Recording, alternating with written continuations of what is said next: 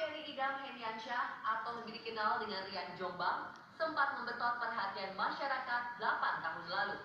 Ini karena namanya terlibat dalam kasus pembunuhan berantai.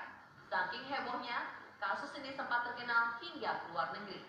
Bahkan sebuah jaringan televisi Astro All Asia Network mengangkat kisahnya dalam sebuah dokumenter.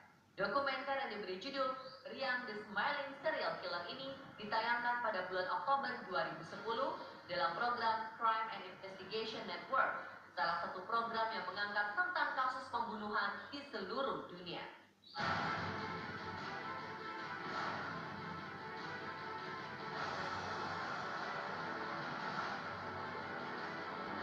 Tidak ada yang menyangka, seorang pemuda bernama Rian bisa melakukan 11 pembunuhan secara sadis sebelum pembunuhan terakhirnya terungkap. Pasalnya, pemuda kelahiran Dusun Maijo, Jombang, Jawa Timur pada 1 Februari 1978 ini dikenal sebagai pria lembut, sopan, dan tidak pernah bergaul dengan anak-anak nakal di kampung. Keadaan ekonomi orang tua Rian juga berkecukupan. Sang ayah bekerja sebagai security di pabrik gula, sedangkan ibunya berdagang kebutuhan rumah tangga. Meski tidak hidup mewah, kebutuhan Rian tercukupi. Rian kecil selalu berpakaian bersih dan rapi. Semasa duduk di bangku sekolah dasar, kepala sekolah Rian mengaku bahwa Rian merupakan anak baik dan sopan. Sosok Rian berbeda dengan bocah laki-laki kebanyakan. Rian tidak pernah bermain hingga berkeringat. Wajahnya pun tergolong tampan, yang merupakan sosok murid yang lovable, baik itu disukai oleh para guru atau teman-teman perempuan. Sopan, tampan, prestasi Rian kecil selalu membanggakan. Setelah lulus sekolah dasar, Rian masuk ke SMP Negeri 1 dengan mudah. Namun disitulah Rian mulai menunjukkan kelainan.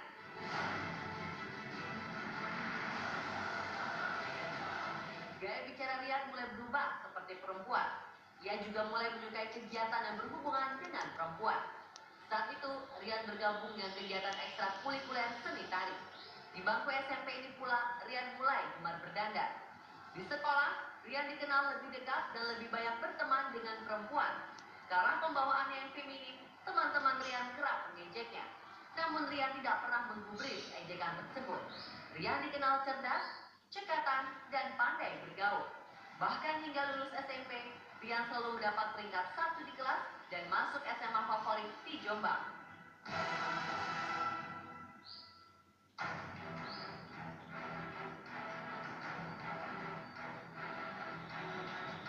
Meskipun terlihat tidak peduli dengan semua ejekan teman-temannya, saat di rumah Rian menunjukkan tingkah laku yang aneh.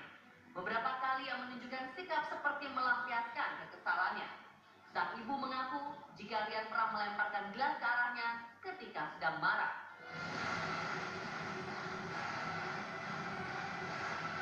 Rian sering meluapkan amarah kepada ayah dan ibunya. Ia juga sering menggores dinding rumah dengan sendok. Kelakuannya semakin menjadi-jadi ketika Rian yang masa kecilnya dipanggil Yansa ini duduk di bangku SMA. Meski sempat masuk ke sekolah favorit SMA Negeri 1 Jombang, nyatanya Rian hanya betah sekolah di sana selama 1 bulan. Setelah itu, ia berpindah-pindah sekolah hingga ke Yogyakarta. Hingga akhirnya ia berhasil menamatkan SMA di Jombang pada 1996.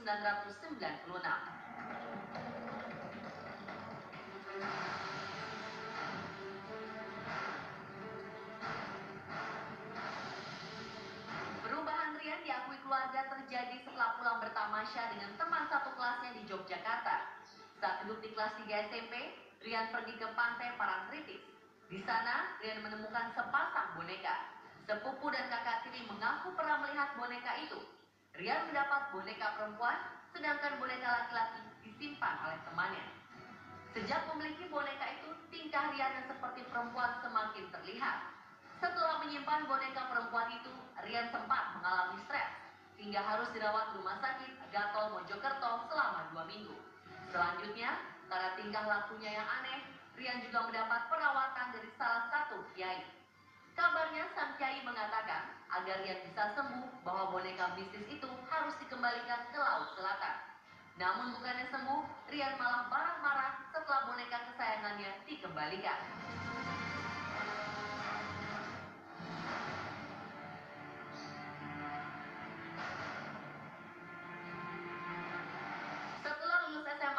Rian mengajar mengaji di Taman Pendidikan Quran Masjid di desanya. Sosok Rian sebagai guru yang tidak marah dan pintar mengajar seni membuat anak-anak didiknya sayang kepadanya. Di bawah bimbingan Rian, TPQ ini kerap menyabet juara dalam berbagai lomba tingkat desa dan kecamatan. Sayang, kisah gemilang ini tak bertahan lama. Selang beberapa tahun kemudian, Rian kembali kumat dan mulai jarang masuk untuk mengajar. Tidak ada yang mengetahui jika selama mengajar di TPQ Masjid, Rian sudah membunuh 5 kali dan menguburkan korbannya di pekarangan rumah orang tuanya.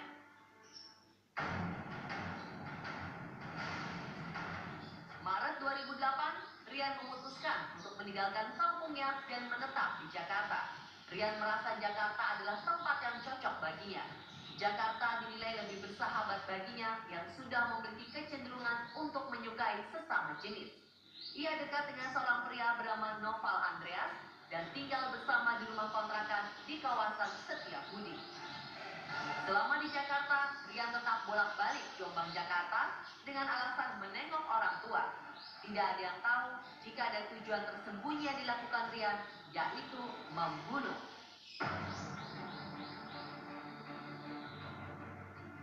Dalam sebulan, Rian membunuh sebanyak 5 kali dan semua dilakukan ketika ia kembali ke Jombang. Rian dengan tenang membantai ke-10 korbannya di halaman belakang rumah orang tuanya yang cukup besar. Area kediaman orang tua Rian berukuran 8 x 15 meter dengan halaman belakang 13 x 20 meter. Area ini dirimbuni pohon bambu dan pohon pisang. Kiri kanan perkarangan berbatasan dengan lahan kosong. Keadaan ini membuat Rian bisa dengan leluasa beraksi tanpa ketahuan. Si pembunuh berdarah dingin ini baru kebingungan menyembunyikan korban terakhirnya.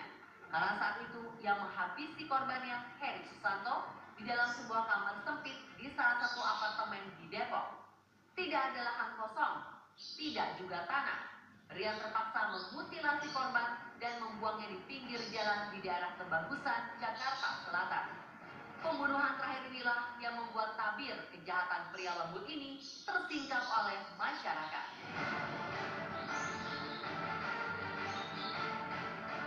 Korban-korban Rian yang dikubur di Jombang berasal dari berbagai daerah. Ada dari Jakarta, Surabaya, dan kota lain. Bagaimana Rian berhasil membujuk mereka hingga mau ke Jombang? Salah satu laporan psikologis menunjukkan bahwa Rian mampu melakukan tindakan keji ini dengan tenang karena memendam kebencian yang besar pada ibunya. Saksikan kisah Rian, The Smiling Killer, pada episode berikutnya besok hanya di On The Spot.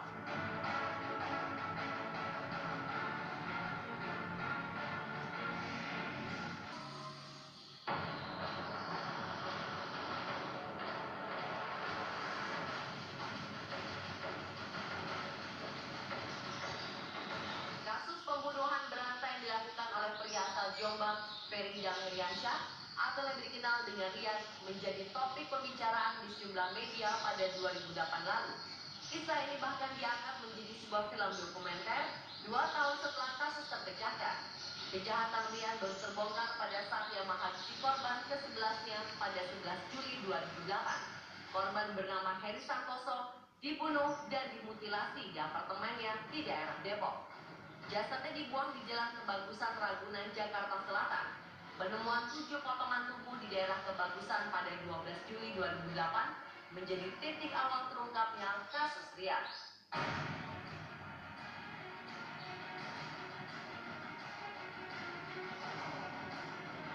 Rian mengaku membunuh Heri Santoso karena cemburu.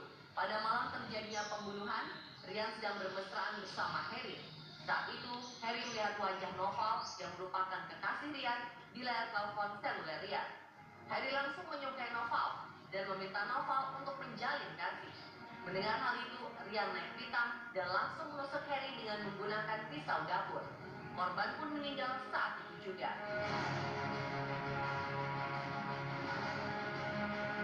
Menyadari hal tersebut, Rian lantas memutilasi korban dan menyimpan potongan jasadnya ke dalam koper, lalu memesan taksi.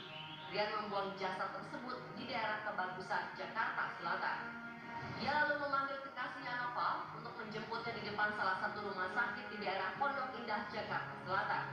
Dari situ, mereka kembali ke apartemen tempat Rian membunuh Heri. Rian menyuruh Noval untuk menguras ATM Heri dan kabur dari tempat mereka. Keesokan harinya masyarakat heboh dengan penemuan jasad di dalam koper. Penemuan jasad ini mengundang tim reserse kepolisian Metro Jaya untuk menelusuri jejak pembunuh korban yang teridentifikasi sebagai Heri Santoso. 4 hari setelah jasad Heri ditemukan, polisi menangkap Noval, kekasih Rian, sekaligus orang yang tinggal serumah bersama Rian. Noval teridentifikasi menggunakan kartu ATM milik korban karena wajahnya terekam kamera ATM. Wajah Noval dikenali oleh Victor, tetangga Heri yang tinggal di salah satu apartemen di Depok, tempat Heri dibunuh. Namun Victor tidak mengetahui kemana mereka pindah. Dia hanya menunjukkan tempat kerja Noval di kantor imigrasi Depok. Polisi pun berhasil membekuk Noval di kantornya dan mendapatkan Rian di rumah kontrakan atas petunjuk Noval. Rian tidak bisa melarikan diri dan mengakui perbuatannya. Ketika menceritakan kronologis pembunuhan Heri, Rian mengaku melakukannya tanpa merasa ketakutan. Rian dan Noval bahkan sempat berbelanja membeli perabotan dapur dan juga cermin hias dari uang milik korbannya.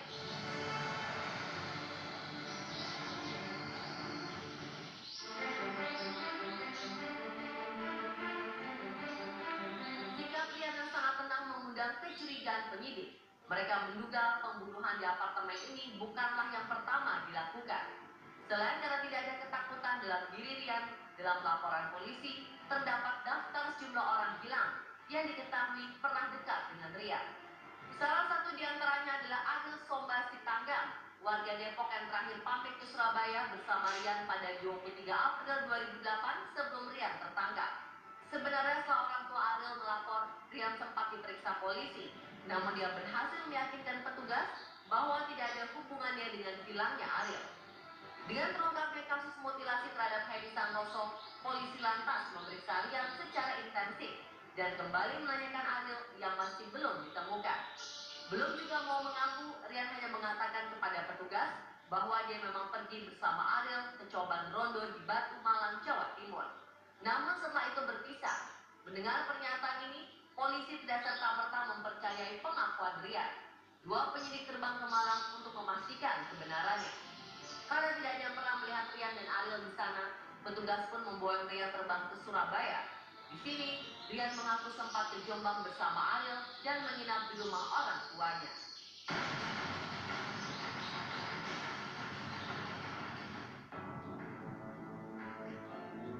Setelah tiba di rumah orang tuanya, Rian akhirnya mengaku jika ia telah membunuh dan mengubur Ariel di pekarangan belakang rumahnya.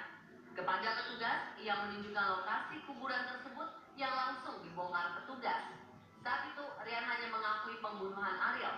Namun saat menggali, petugas menemukan 3 jasad yang sudah membusuk di sana. Petugas kembali mendesak Rian, hingga akhirnya Rian menunjuk satu kuburan lain yang berjarak 4 meter dari kuburan pertama.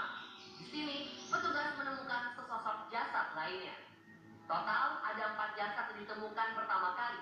Keempat jasad ini adalah Ariel Somba, 34 tahun, asal Depok, Yudi Priyono alias Vincent, 31 tahun, asal Wonogiri, Jawa Tengah, Guru Setio Pramono alias Guntur, 28 tahun, asal Nganjuk, Jawa Timur, dan Grady Glenn Adam, asal Manado. Polisi tidak langsung berhenti ketika 4 jasad ini ditemukan. Mereka menunggu hingga akhirnya Rian memberi petunjuk lokasi pembunuhan lainnya. Dugaan adanya jasad lain diperkuat dengan adanya 27 laporan kehilangan orang. 16 diantaranya terkait dengan Rian. Setelah seminggu, Rian kembali memberi petunjuk keberadaan jasad yang menjadi korban kebengisannya. Kali ini, ia tampak lebih tenang dan terbuka karena Noval sang kekasih mendampinginya di Jombang. Ada 6 jasad ditemukan selanjutnya. Jasad ini diduga milik Muhammad Aksoni, 29 tahun, Agustinus Setiawan, 28 tahun, Zainul Abidin alias Daki, 21 tahun, Nani Hidayati, 31 tahun, Sylvia Ramadhani yang merupakan anak Nani berusia 3 tahun, dan Fauzi Suyanto alias Yanto, 29 tahun.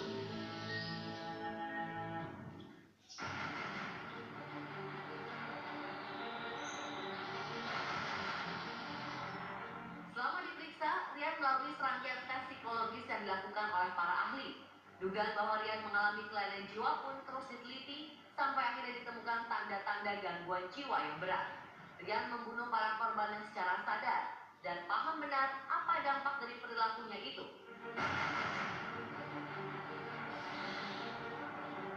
Para ahli juga menemukan kecenderungan homoseksual pada Rian dan yang menyukai peran perempuan. Namun homoseksual tidak berkaitan dengan gangguan jiwa. Hasil tes yang paling mengejutkan adalah penyebab utama yang membentuk Rian menjadi seorang pembunuh berdarah dingin adalah fakta bahwa Rian menyimpan kebencian yang mendalam kepada sang ibu. Rian terlahir sebagai anak tunggal dari perkawinan ibunya dengan laki-laki ketiga. Ibu Rian selalu mendominasi dalam rumah tangga dan Rian sering mengalami kekerasan dari ibunya. Inilah yang membuat Rian remaja mengalami tekanan kejiwaan. Benci yang terpendam membuat Rian stres dan melampiaskannya dengan marah-marah dan melempar barang. Rian juga merasa kurang perhatian karena ibu dan ayahnya sibuk bekerja dan sejak kecil sering ditinggal sendirian di rumah.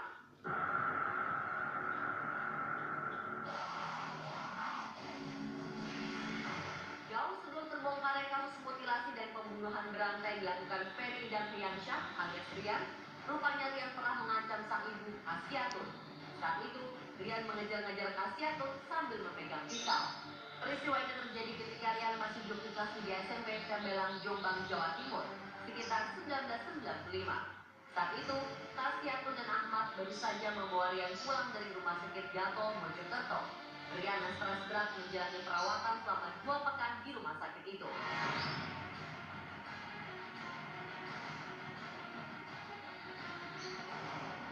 Setelah melalui beberapa persidangan, Pengadilan Negeri Depok akhirnya menjatuhkan hukuman mati kepada Jagal Jombang ini pada 9 April 2009. Mendapat putusan ini, Rian dan keluarga mengajukan banding, kasasi, dan akhirnya peninjauan kembali ke Mahkamah Agung. Namun semua upaya itu ditolak pada 5 Juli 2012. Mereka lantas berniat mengajukan gerasi kepada Presiden, namun belum ada kepastian tentang permohonan gerasi ini. Rian hingga kini mendekam di Lembaga Pemasyarakatan Kelas 1 Cirebon, menunggu tanggal eksekusi mati dilakukan.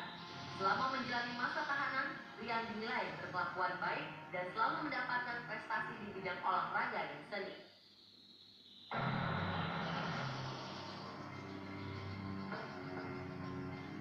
Menjelang akhir 2008, Rian sempat dipindahkan ke Lembaga Pemasyarakatan Cibinong. Meskipun berada dalam tahanan, pria kemayu pembunuh 11 orang ini selalu menyibukkan diri dengan berbagai kegiatan termasuk mengajar aerobik. Di dalam penjara, Rian dikenal sering mengikuti kegiatan olahraga seperti fitness. Ia mengaku sering melakukan fitness bersama beberapa artis ternama di salah satu fitness center Jakarta. Selain mengajar aerobik, Rian juga tetap melakukan rutinitas keagamaannya. Ia membagi ilmu mengajinya kepada teman sesama tahanannya. Ia senang dapat berbagi dengan teman-temannya di dalam penjara. Penjaga asal Jombang ini juga tak pernah melewatkan sholat 5 waktunya.